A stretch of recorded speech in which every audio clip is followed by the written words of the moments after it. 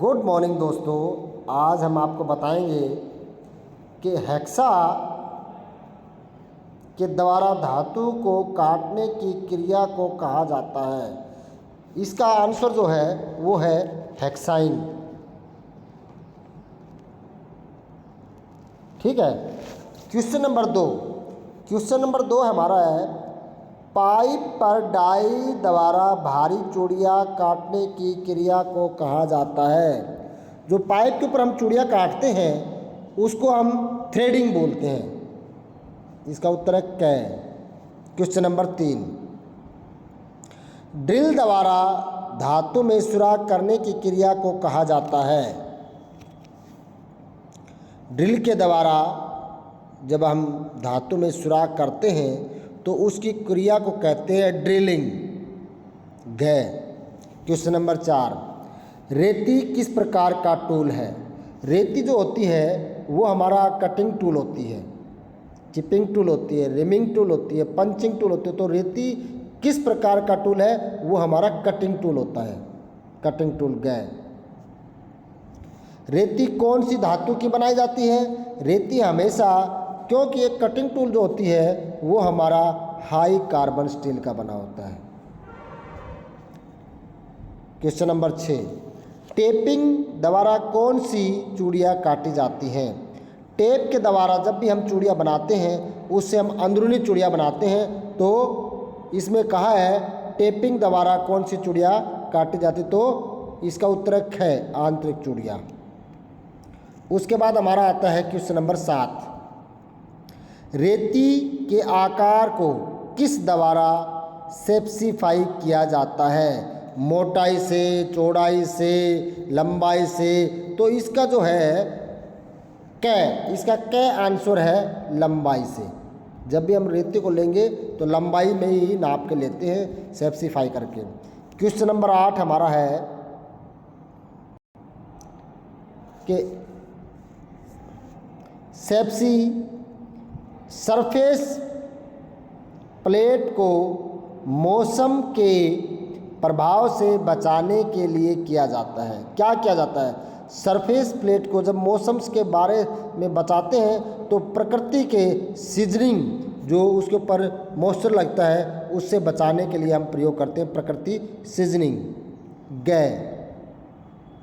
Question number हमारा 9 है, scriber किस प्रकार के कार्य के लिए प्रयोग किया जाता है। स्क्राइबर हमारा जो होता है वो डिवाइडर, क्या करते हैं हम उसको, जो पार्ट होते हैं उनको आपस में मार्किंग करने के लिए डिवाइडर का प्रयोग करते हैं।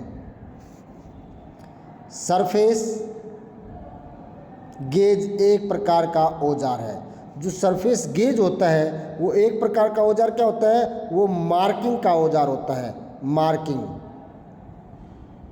ठीक है। क्वेश्चन नंबर 11 में क्या आता है, वी ब्लॉक का साइज नापा जाता है। वी ब्लॉक जो होता है उसका साइज हम किस प्रकार से नापते हैं। इसका साइज नापते हैं लंबाई गुणा चौड़ाई गुणा ऊंचाई से। गए। अब उसके बाद आता हमारा क्वेश्चन नंबर 12। क्वेश्चन नंबर 12 में है कि डिवाइडर की टांगें होती हैं। डिवाइडर के हमेशा 2 टांगें होती हैं। तो डिवाइडर जो हमारा ज्योमेट्री बॉक्स के अंदर भी डिवाइडर होता है, प्रकार होता है, वो भी हमारा डिवाइडर होता है। उसके बाद क्वेश्चन नंबर हमारा 13 है, पंच किस प्रकार की धातु से बनाया जाता है। जो पंच होते हैं वो हमारे किस प्रकार के धातु से बनाए जाते हैं। पंच हमारे हाई कार्बन स्टील से बनाए जाते हैं। क्वेश्चन नंबर 14, पंच का साइज लिया जाता है। पंच का जो साइज होता है वो लंबाई से लिया जाता है हमारा। क्वेश्चन नंबर 15, डाट पंच का पॉइंट कितने कोण पर बनाया जाता है। डाट पंच जो होता है उसका जो कोण होता है वो 60 डिग्री का होता है। अब आते हैं क्वेश्चन नंबर 16 पे, वर्नियर हाई गेज किस प्रकार का औजार है। वर्नियर जो हाई गेज होता है वो हमारा मापने वाला, टेपिंग, ये मार्किंग के लिए हम इसका प्रयोग करते हैं, मार्किंग के लिए। गए। वर्नियर हाई गेज का मापने के लिए, मार्किंग लगाने के लिए हम इसका प्रयोग करते हैं। ठीक है, अब हमारा आता है क्वेश्चन नंबर 17 कि मार्किंग टेबल किस कार्य के लिए प्रयोग की जाती है। मार्किंग टेबल जो होती है वो उसके ऊपर सामान जो भी हम जिस पे भी जॉब होगी उसके ऊपर मार्किंग करेंगे, तो मार्किंग करने के लिए हम मार्किंग टेबल का प्रयोग करते हैं। ठीक है ना। उसके बाद आता है ट्रम्बल किस प्रकार का औजार। ट्रम्बल क्या होता है, वो पंचिंग के आकार के जैसे ट्रम्बल होता है, मार्किंग की तरह ही काम करता है। तो ट्रम्बल भी किस प्रकार का औजार है, वो भी हमारा जो है वो मार्किंग का ही औजार होता है। ठीक है। क्वेश्चन नंबर 19 सेंटर पंच का प्रयोग किस प्रकार के कार्य के लिए किया जाता है। जो सेंटर पंच होता है उसका जो कहीं भी हमने सुराख करना है और कुछ करना है या मार्किंग करनी है तो सीधी मशीन चले, इसलिए सुराख को ज्ञात करने के लिए हम सेंटर पंच का प्रयोग करते हैं। अब आता है हमारे पास क्वेश्चन नंबर 20 जिस ड्रिलिंग मशीन को एक स्थान से दूसरे स्थान तक ले जाया जाता है तो उसे क्या कहते हैं, पोर्टेबल ड्रिलिंग मशीन या स्टेशनरी ड्रिलिंग मशीन या lathe drilling machine.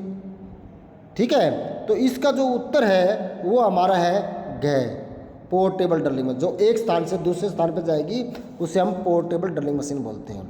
Question number 21 stationary drilling machine द्वारा कितने व्यास तक ड्रिल किया जा सकता है। जो हमारा स्टेशनरी जो हम इधर उधर लेके जाते हैं उसको हम जब सुराख करते हैं तो कितने mm तक का हम ड्रिल का कर सकते हैं। तो इसमें हमारा है 100 मिलीमीटर तक का हम ड्रिल कर सकते हैं ख। अब हमारा आता है question number 22 hand drill machine द्वारा कितने व्यास तक के ड्रिल किया जा सकता है। जब हैंड ड्रिल मशीन होगी तो हम उसके द्वारा हाथ के द्वारा हम 6 mm तक का या 12 mm, 15 mm, 10 mm, तो इसका जो आंसर है हैंड ड्रिल मशीन के द्वारा हम 6 mm का भी ड्रिल कर सकते हैं। उसके बाद क्वेश्चन नंबर 23 बिना बिजली के चलने वाली ड्रिल मशीन कहलाती है। न्यूमेटिक ड्रिलिंग मशीन कहलाती है या स्टेशनरी ड्रिलिंग मशीन कहलाती है या फिर हमारा पोर्टेबल ड्रिलिंग मशीन या हैंड ड्रिलिंग मशीन। तो ये जो होती है बिना बिजली के चलती है वो न्यूमेटिकल ड्रिलिंग मशीन बोली जाती है हमारी। ठीक है। अब क्वेश्चन नंबर हमारा आ गया 24 light duty electric portable drilling machine द्वारा कितने व्यास तक ड्रिल किया जा सकता है। जो 24 नंबर का हमारा है उसके कहते हैं कि हम पोर्टेबल जो ड्रिलिंग मशीन होती है उससे हम कितने mm तक का सुराख कर सकते हैं। तो इससे हम 15 mm तक का